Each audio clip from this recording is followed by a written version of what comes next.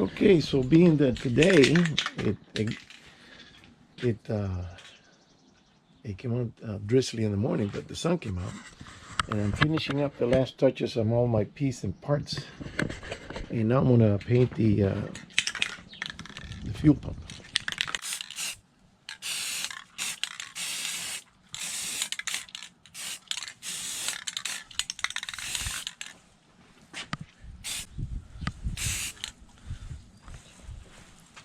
All right, let that dry.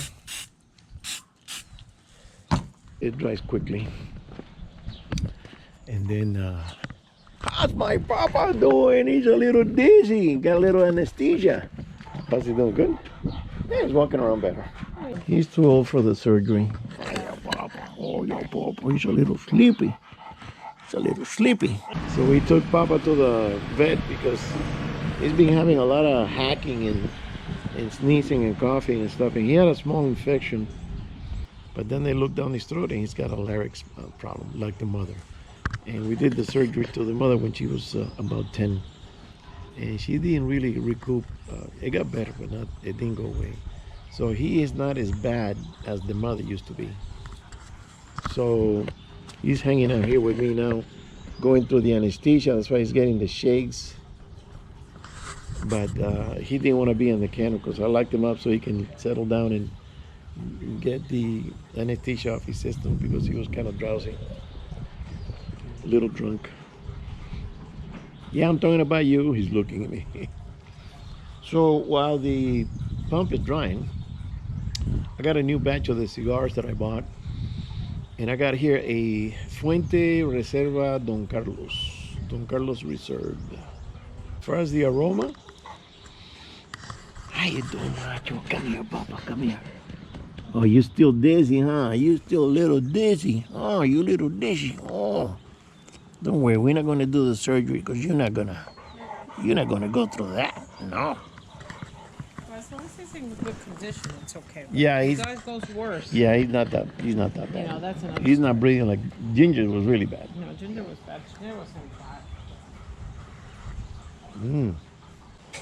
Blanco got it too. That's the other pup that we had for a while. We found out that Ruyo passed away. He was the only blonde in the litter.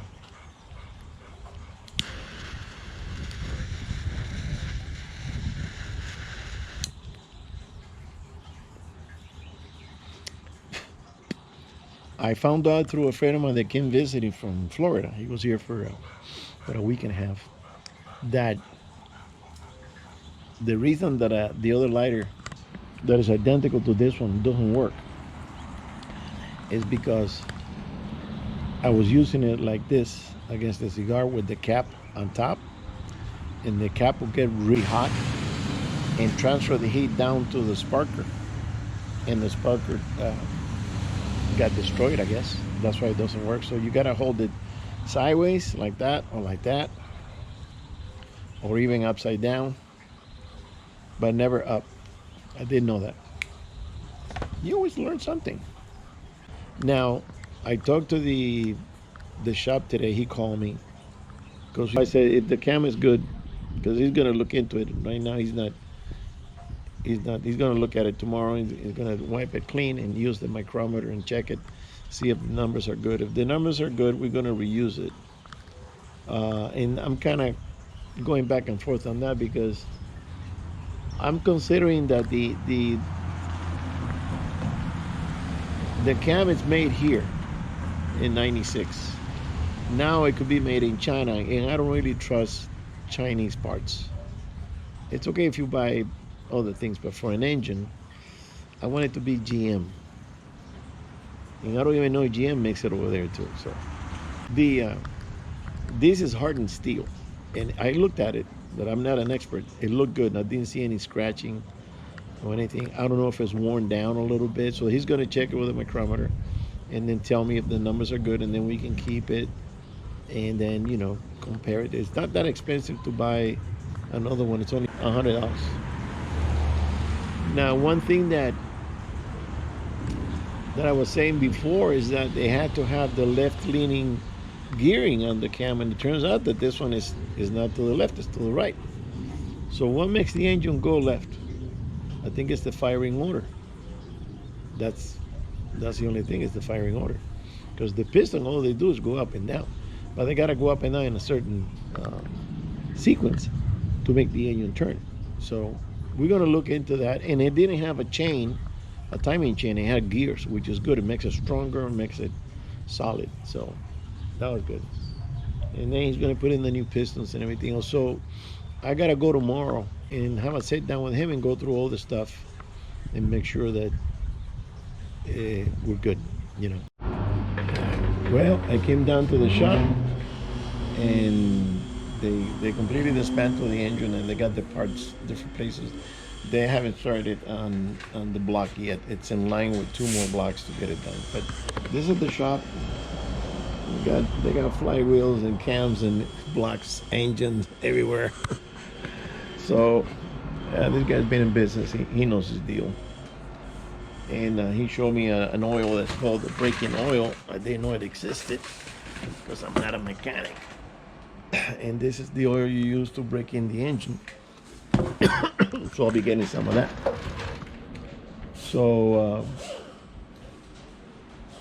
right now I want to see if I can do some work on my truck. I want to find out. All right, later. So that's the deal. I think that engine's going to be done in another week and a half. Because when I took it, the next day they already had it stripped. Took it apart, cleaned the block. I went to see it. It looked good, but I'm not an expert. I'm going to go see it again. They already sent out the flywheel to get it machined. And then they're going to put the block on the machine so they can hone out the piston sleeves and all that.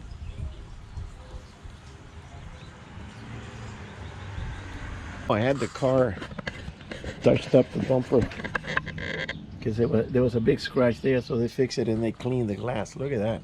It's not glass, it's plastic. Pretty good job.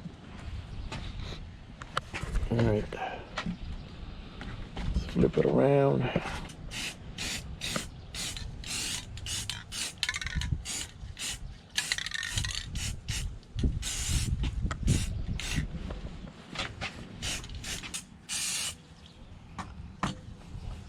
You want to go inside? Want to go inside?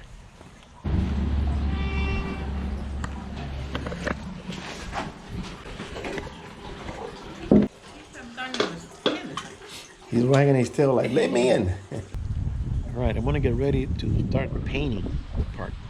All right, guys. See you on the next one.